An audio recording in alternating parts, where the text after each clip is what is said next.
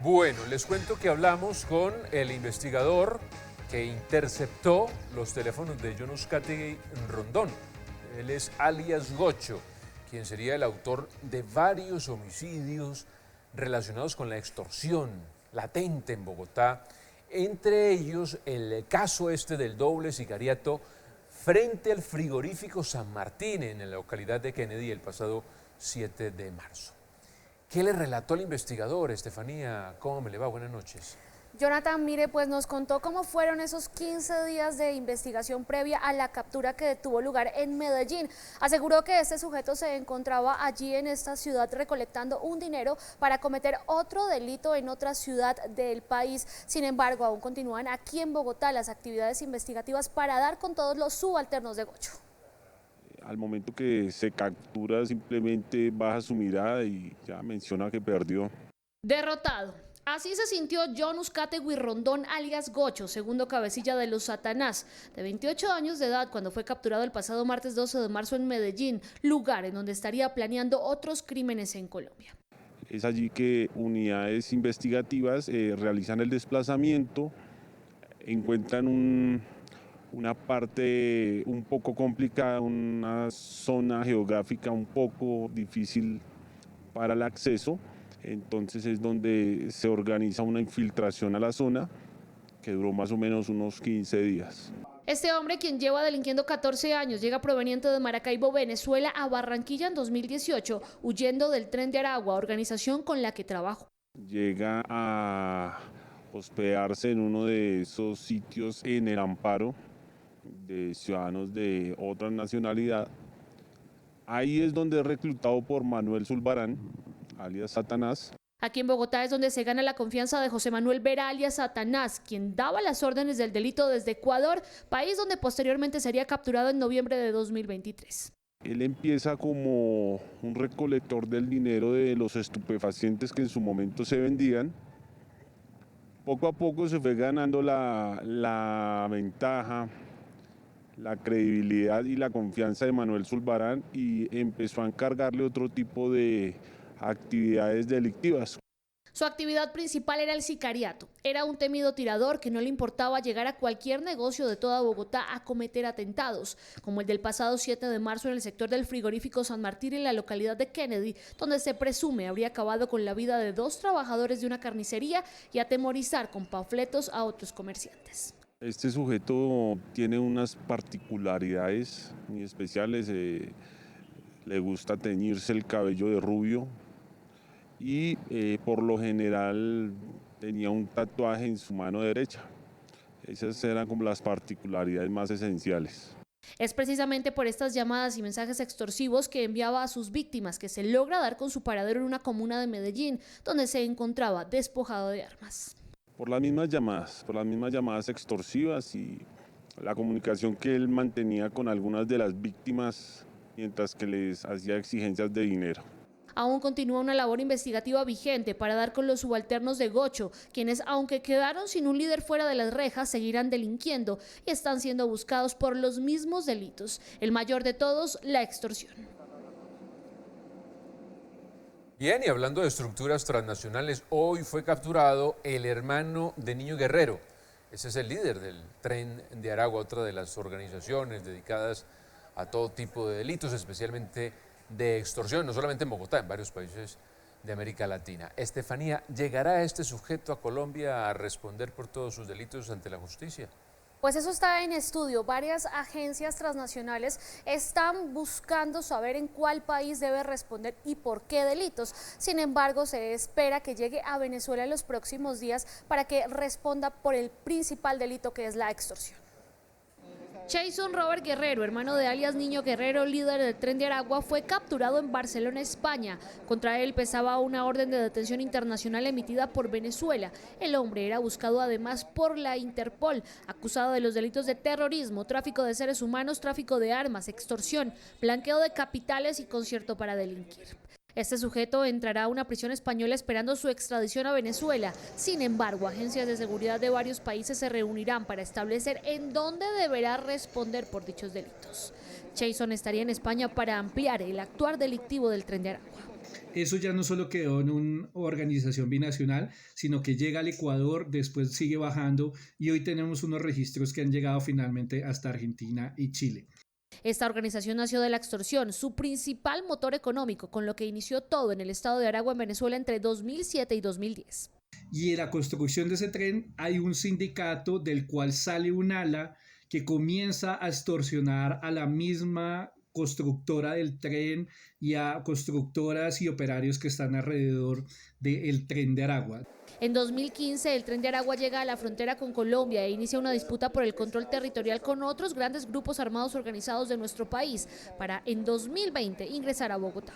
En medio de la situación y con más de 200 ollas huérfanas en la ciudad, en las localidades de Kennedy, Bosa, de Engativá, Fontibón y de Ciudad Bolívar, los del tren de Aragua, en este caso, empiezan a enfrentarse con otras bandas más pequeñas para quedarse con el control territorial. Sin embargo, hay otros delitos como el microtráfico, explotación sexual y sicariatos selectivos en los que el tren de Aragua aún sigue siendo primero. Bueno, pero sí es bueno explicar con claridad ese tema de las estructuras criminales que están intimidando con amenazas, especialmente a los comerciantes. Estefanía, usted tiene ese estratagema de la banda delincuencial. Así es, Jonathan. Mire, esta banda transnacional nace en el estado de Aragua, en Venezuela, hacia alrededor del 2007-2010. Sin embargo, le voy a mostrar un poco sobre el organigrama de esta organización.